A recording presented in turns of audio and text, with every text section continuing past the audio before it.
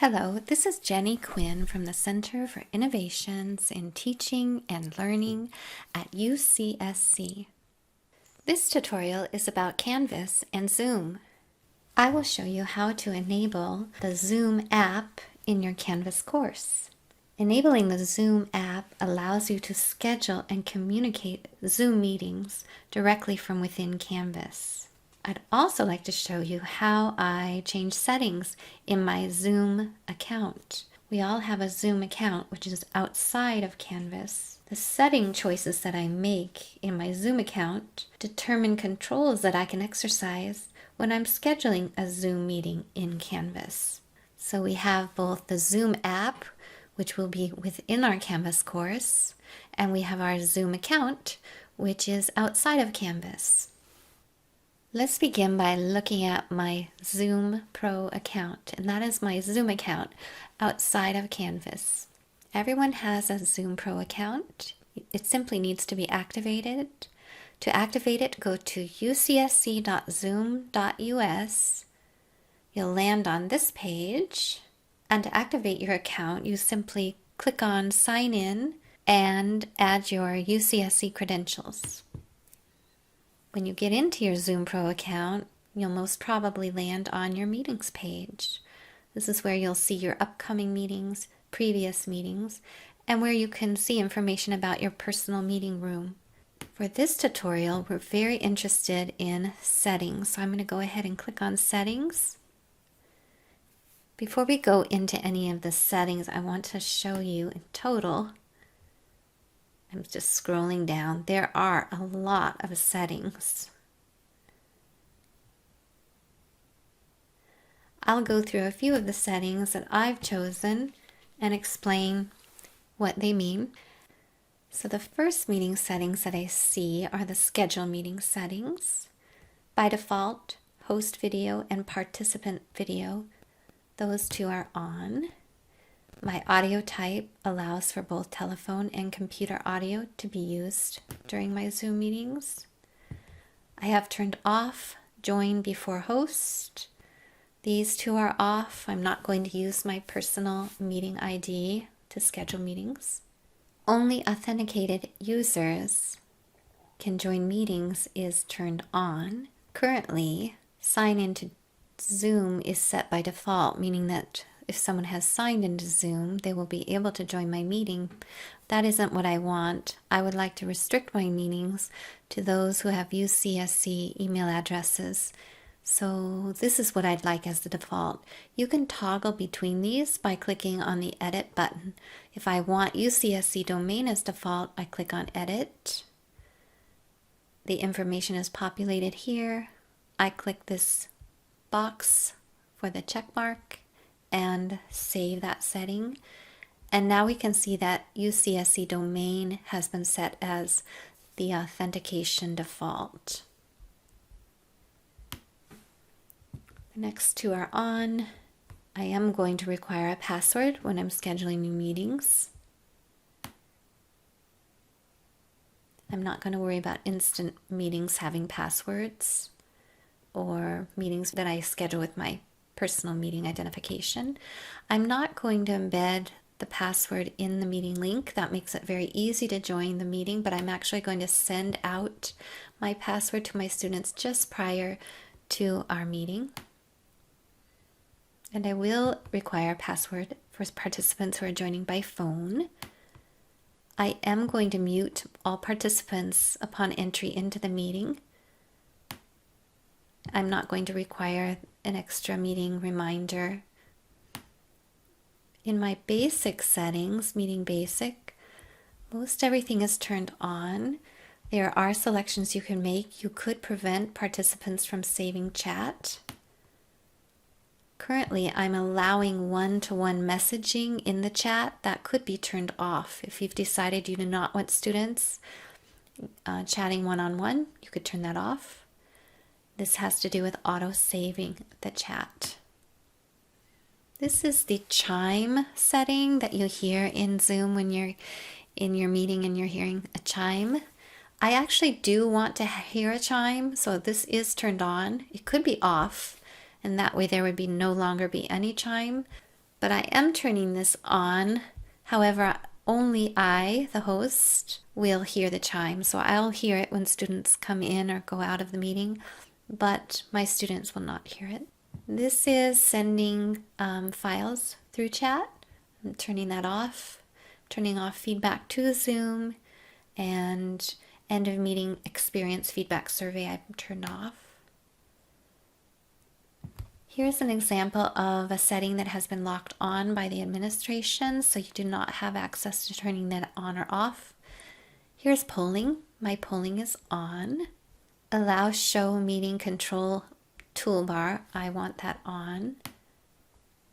This is show Zoom windows during the screen share, and this has been turned on by the administration.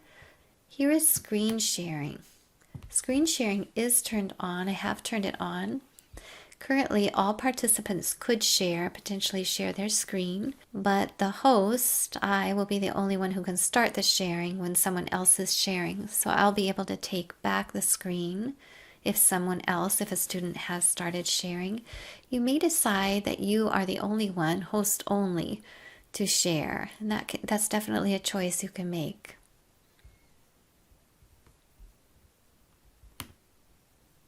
Disable desktop screen share for users is on. Annotation, allowing participants to use annotation tools and add information to shared screens, is off. I do not want my students drawing on my PowerPoint slides.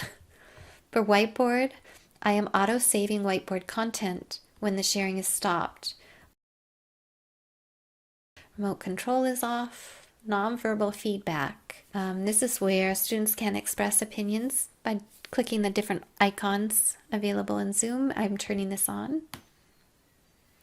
Allowing participants that I have removed from the meeting to rejoin is off, and allowing participants to rename themselves is off. This has to do with during the meeting, in the meeting, advanced settings. So breakout rooms are on, and I have the ability to assign participants. Remote support is off currently. Closed captioning is on. Save captioning on. Far end camera control is off. Virtual background is on. Identify guest participants in the meeting webinar is on. Auto answer group and chat is locked by the administrator. Only show default email when sending email invites. I've turned this off. The rest of these are off, except when it comes to waiting room. I am going to enable my waiting room such that all my participants, all my students will be in the waiting room before I start the meeting, and I will let them into the meeting. Join from a browser link, I'm turning off. Allow live streaming meetings, I'm turning off. These settings have to do with email notifications. Off, off, on, on. I actually do not anticipate any of these things happening, so I don't really expect any emails about these conditions. However, if a meeting is canceled, I'd like to have an email notification. Alternative hostess set or removed when someone schedules a meeting for me. I would definitely like to know if those things happen, so those are on. This has to do with cloud recording. That's off. We do not currently have cloud recording. Off, off. And that's about it. So when you're in your Zoom Pro account, and if you've made a change to any of your settings, be sure to scroll all the way to the bottom and click on the Regenerate button.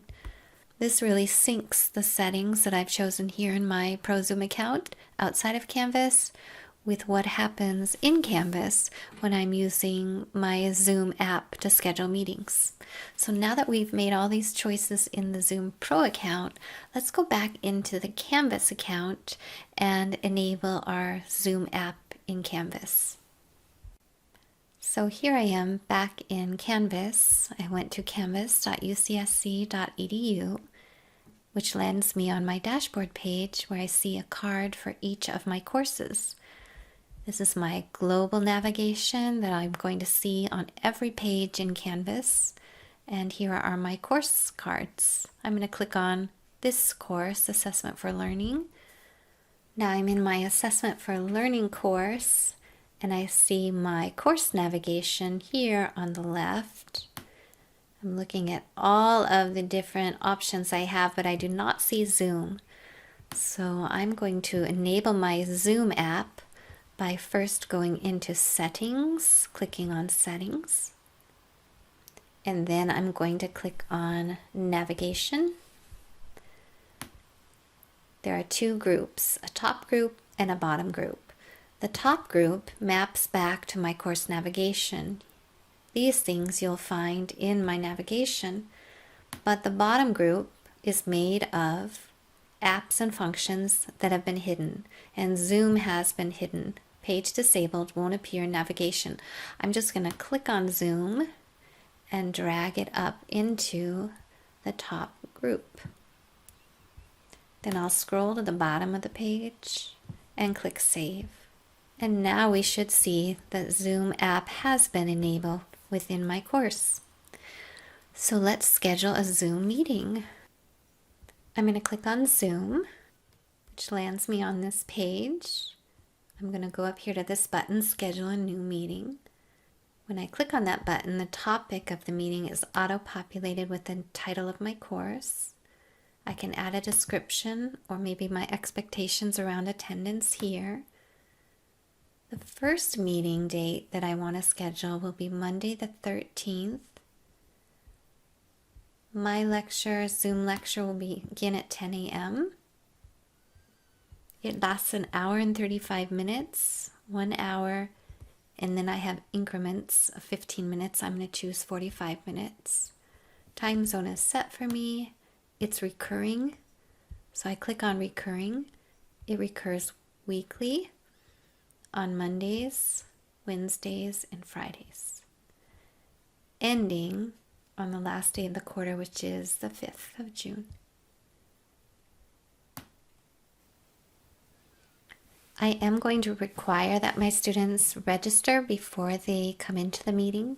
That's a matter of them just typing in their name and UCSC email address. And I'm going to have them do that each time they join one of the recurring meetings. The rest of these choices are reflective of the decisions I made in my Zoom Pro account. I am going to require a meeting password, and I can set the password here. And again, I'm not going to provide that to my students until just before the meeting via email. This is off. Mute participants upon entry is on. Enable waiting room is on. Only authenticated users can join. I set that up in my ProZoom account, so I need to click that button here and check that it is the correct default of UCSC domain. And I'm going to automatically record the meeting to be saved on my hard drive. I'm going to go ahead and click Save, which generates the meeting, reminding me of the meeting details and providing me the URL, which is the link the students will click on to then register for the meeting and come into the meeting. Or I should say, come into the waiting room where I will let them into the meeting. So this concludes the tutorial on Canvas and Zoom, where I showed you how I changed my Zoom settings in my ProZoom account outside of Canvas, and how I enabled my Zoom app within my Canvas course so that I can easily schedule Zoom meetings in Canvas and communicate those meetings to my students. Thanks so much.